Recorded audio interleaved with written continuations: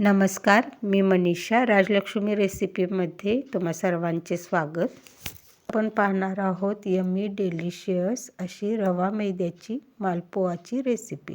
चला तर सुरुवात करूया. इथे 2 टेबलस्पून खोवलेलं ओलं खोबरं घेतलेलं आहे, 1 कप मैदा आणि अर्धा कप रवा घेतलेला आहे. चिरोटी रवा घ्यायचा आहे, नाही तर मिक्सरला फिरवून रवा घेतला तरी चालेल.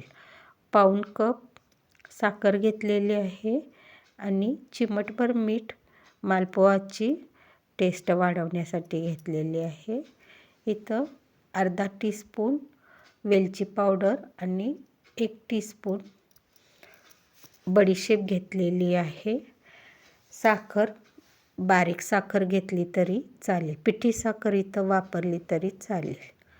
आता सगळं एकत्रित मिक्स करून घेऊया आणि थोडं थोडं दूध घालत असं थोडंसं पातळ कन्सिस्टन्सी असं मिश्रण तयार करून घ्यायचं आहे.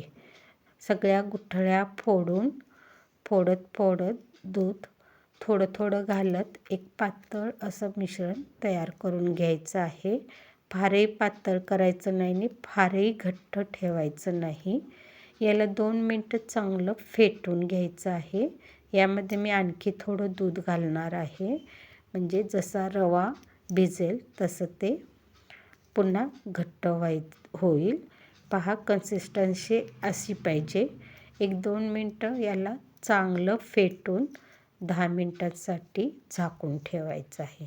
एक अर्धा तास याला झाकून ठेवायचं आहे, म्हणजे रवा छान भिजला जाईल.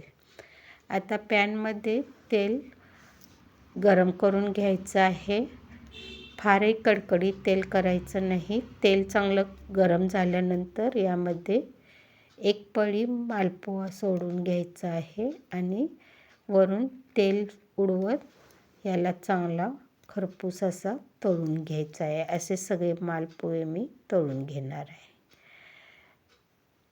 रवा इथे बारीक घ्यायचा आहे, पिठी साखर जरी वापरली तरी चालेल. एकदम सॉफ्ट आणि